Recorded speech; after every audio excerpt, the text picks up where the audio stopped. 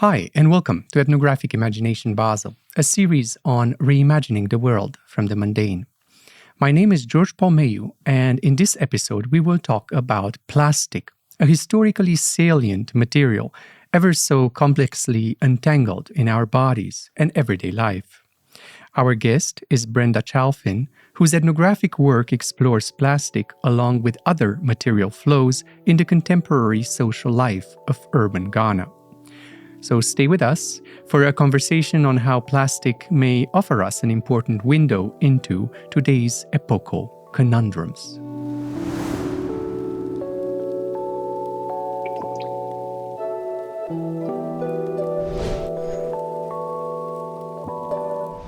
Brenda Chalfin is professor of anthropology at the University of Florida, where she has also previously served as director of the Center for African Studies.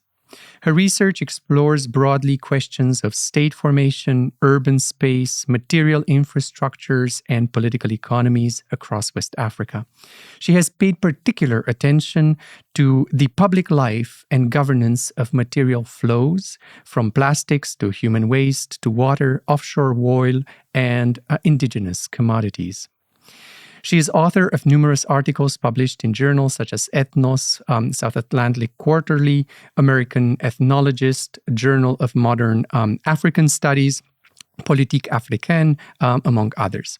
She's author also of books such as Shea, A Butter Republic, published in 2004, Neoliberal Frontiers, an ethnography of sovereignty in West Africa, published in 2010. And her latest book, that we shall also briefly touch upon in our discussion today, Waste Works, Vital Politics in Urban Ghana, published with Duke University Press in 2023. Brenda, it is a great pleasure to have you in Basel. Thank you for accepting our invite. Let us start with a more general question pertaining to plastic, as it's at the center of your current work. It seems that plastic has been filled with all kinds of apocalyptic fantasies in public discourse in the context of global warming, uncontrolled pollution, the overproduction of waste, what have you. Now, in your new work, you show that that's a simple way of telling the stories, that perhaps there are other ways in which people also engage with plastic. But before we get to all of that and to your current ethnographic work, can I ask you, what does it mean to tackle plastic as an anthropologist? And is there something distinct that anthropologists bring to a discourse that is already shaped by so many other intellectuals, activists, political figures, and so on? Well, first, thanks so much for having me here for this conversation. It's a real honor to be back in Basel and to just engage with the whole world of anthropology and European anthropology, so different from American anthropology in many ways. The study of plastic, as you mentioned, is something that I'm just getting into. And it really is a fascinating moment because we are already saturated with plastics in terms of not only plastics around us, but all of these discourses, these very public and popular discourses around plastic. But that heavy weight of those discourses, which just label and situate plastic in terms of a repository of so many negativities, like plastic as like the culprit of modernity. I think as anthropologists, we have to problematize that because it is so easy to kind of pour all of these attributions into plastic, which absolutely simplifies it and starts to mask so much. So the idea is to really open that up. How does plastic go from being kind of this quintessential object of modernity and all of its promise, its lightness, its malleability, its transparency, how easily it flows, its cheapness, all of these things that were considered so wonderful wonderful about it. And then suddenly it's in the opposite basket of all the bads and horrors. And as anthropologists, we just have to pry that open because both are simplifications. Yeah. And there's so much happening with plastic and there's so much in between. So at the same time, we're trying to kind of dismiss plastic and rid our bodies of all of these microplastics that have settled within. We are already living in it and it's living through us. And so it's those relationships which are so interesting to really dive into. And all of the ways in which we are connected to plastic that we're trying to deny. So, plastic's whole kind of entanglement with nature. There's great work on kind of ocean plastics and how these different kind of organisms and ecosystems have already adapted themselves to plastic. So I'm thinking about kind of plastinatures and kind of urban metabolisms that are really central to plastic and are built from and around plastic. I'm very fascinated with kind of plastic and urbanism, this whole idea of plasticities, right? Plasticities, from the more obvious forms of plastic waste, but plastic is a essential component of all forms of building. And so much of our focus on plastics are these kind of visible plastics, right?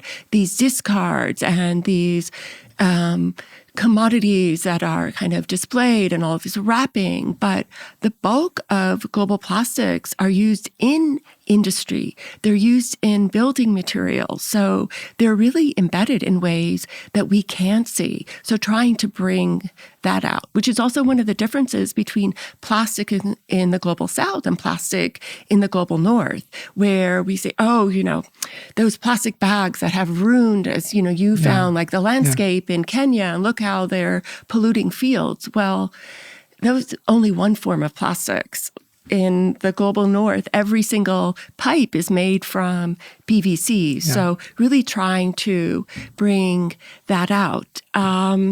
There's also the fact that plastics as a commodity, not just kind of what you are buying in terms of objects and packaging, but plastic as a source of value globally, even all of these new and emerging bioplastics. It's a huge, huge industry. So from my earlier work in political economy, whether it was a kind of global political economy around border crossings and global commodities, but the whole industry, we would think that corporations are kind of shying away from plastics. The fact that plastic, as we know it, has been problematized is actually opening up this huge area for experimentation and investment. So it's one of those things where you just kind of lift the veil and there's so much to investigate and look into. It's really very dynamic space. So we can say perhaps that there is this paradox that you point our attention to of a certain kind of seductiveness of plastic, but then also a certain kind of discourse about its toxicity, its prevalence, overabundance, and so on. There is the growing utopia of a world without plastic, at the same time that, as you point out, nature itself, organisms in ocean have come to live with plastic. Our bodies come to live with microplastics and what have you. And that living with opens the possibility of unexpected kind of ethnographic findings that us as anthropologists can pay attention to. If we were to take a step back and briefly talk about also your latest book, Waste Works, as there seem to be, to me at least, as a reader, continuities. Continuities not just in approach, but also in terms of the focus on particular materials. And in your book, you look, for example, at creative ways in which people invest themselves in and rebuild infrastructures around human waste in a context in which these infrastructures are either neglected by the state or fail in certain kinds of ways. So do tell us a bit about waste and the focus on infrastructures of waste before we come back to questions of plastic. So I'll tell you a little bit about this book and how it came to be, because frankly, I never intended to be studying human waste. I mean, I've become kind of a fecal anthropologist. I've written about excremental citizenship. There's a lot of controversy about what I should call this book, what words I could use, and a whole kind of tiptoeing around it without kind of offending people whom I studied and who shared their experiences with me.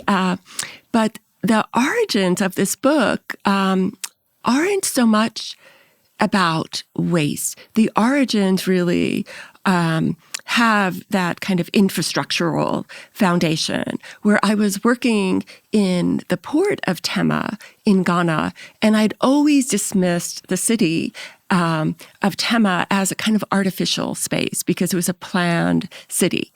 It didn't seem like an organic African city to me. But then almost overnight, it was as if I opened my eyes anew and I saw how fascinating the city was.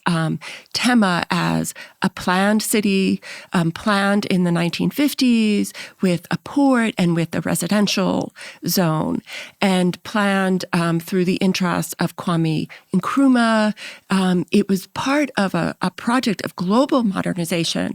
Not only Ghana is kind of catching up and asserting itself, and as a leader in a kind of Pan-African movement, as a site where all of Africa's possibilities to really be an equal player on the stage of global modernity.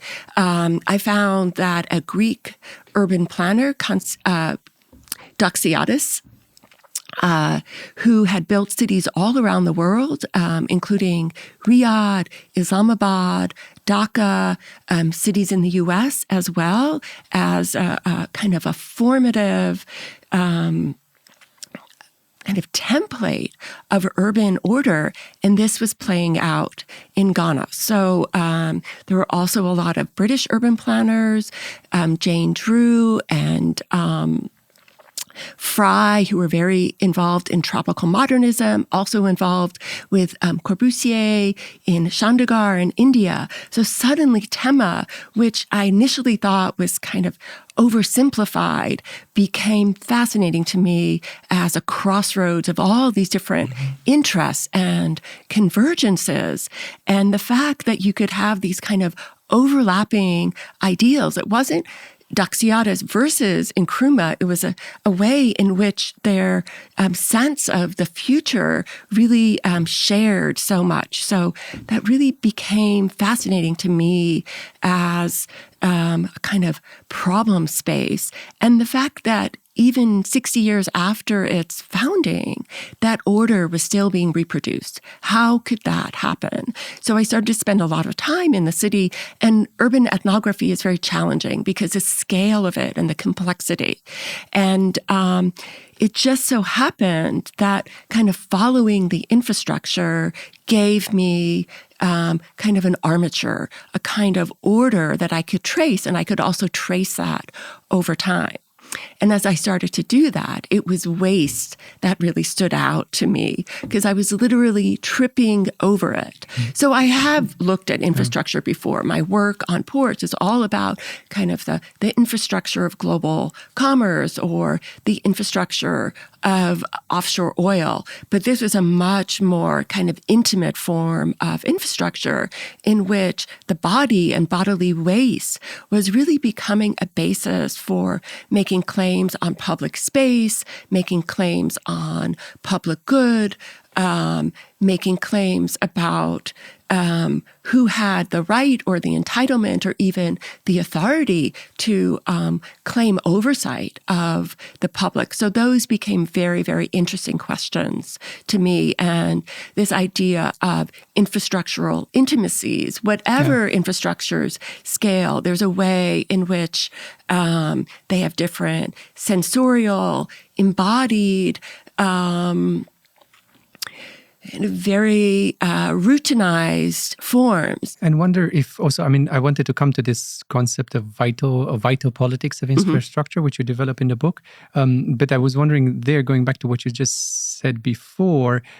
So, of course, the infrastructure itself is vital, but also the fact that you put the body so centrally in terms of thinking infrastructure, not just that, these blockages, sewage blockages, let's say, generate all kinds of interesting strategies to commodify access to a toilet. But on the other hand, it also dictates the rhythms and the way of embodied subjects being in the world in an everyday life sort of context. Would you want to say more about the vital politics of infrastructure? And in particular, I'm interested also if we were to jump off the book now with the vital politics of infrastructure, how might it also help us think of your new work on plastic? Well, I'm glad that you're speaking to that double meaning of vital politics, this idea of kind of vitality, right? This is a living infrastructure because it's made to live through human bodies, and it also organizes the way in which bodies function. But the vitality in terms of how vital or essential it is, and the management of waste is really central to, how people live together in urban space. So, you can take that anywhere in the world.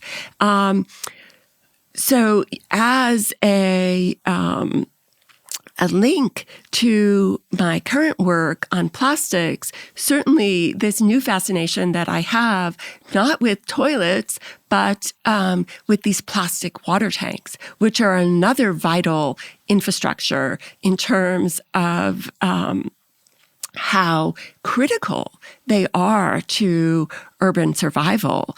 On the one hand, you have not just the breakdown, but really the limits to state capacity. We have the limits to state capacity because you have such intense urbanization going on throughout the world. But we really see this in African cities, just the kind of urban sprawl, this peri-urban zones. There's no way that even the best funded and the best organized and equipped urban authority could even kind of catch up with the need to provide what we consider kind of these modern infrastructural ideals, whether it's sewage pipes or creating access to water. So urban residents become very self-reliant, and we have a lot of privatization of water provision. And on top of that, you have all of this climatic stress, which makes water just kind of unreliable in terms of its sourcing. So the tanks, just to clarify, the water tanks, are these the ones in which urban residents collect town-provided water in short periods of time, or also rainwater, or...? These water tanks are everywhere in the world. So in Ghana, we call them polytanks. In Nigeria, they might be called crest tanks. Even the company that makes them in Ghana supplies them to much of Africa. In Cape Town, when there was a water crisis, less than a decade ago, everyone starts to stockpile water. So these are the tanks that could be a couple hundred gallons to a couple thousand gallons. Very often they're black or dark blue, these ribbed tanks. You can put them on a small platform. You can put them on a rooftop. So initially, these large-sized tanks were owned by water vendors, but now, especially as people become a little more affluent, but also start to realize they need to be a little more self-sufficient, people will acquire these tanks. And there's also an intensification of their production, a certain race to the bottom in terms of quality, but it makes these tanks absolutely ubiquitous. So I don't know about Kenya, but Casper Moritz, who's I think he's a German urban scholar, does a lot of work on them in Kenya as well. But in urban Ghana, you could stand anywhere, you do a 360, you can count the number of tanks. So they're really everywhere. I consider them the kind of iconic objects. I call them iconic objects of the African Anthropocene. So again, they're just one of these everyday things. But as anthropologists, I think this is where we need to say, what are they about? How did they become so prevalent? What do they mean? How are they transforming landscapes? How are they transforming habits? How are they transforming relationships? And they're vital in a way. They're vital. Again, they're vital. And then you have water that's kind of being stored, but water is also very lively. There are microorganisms.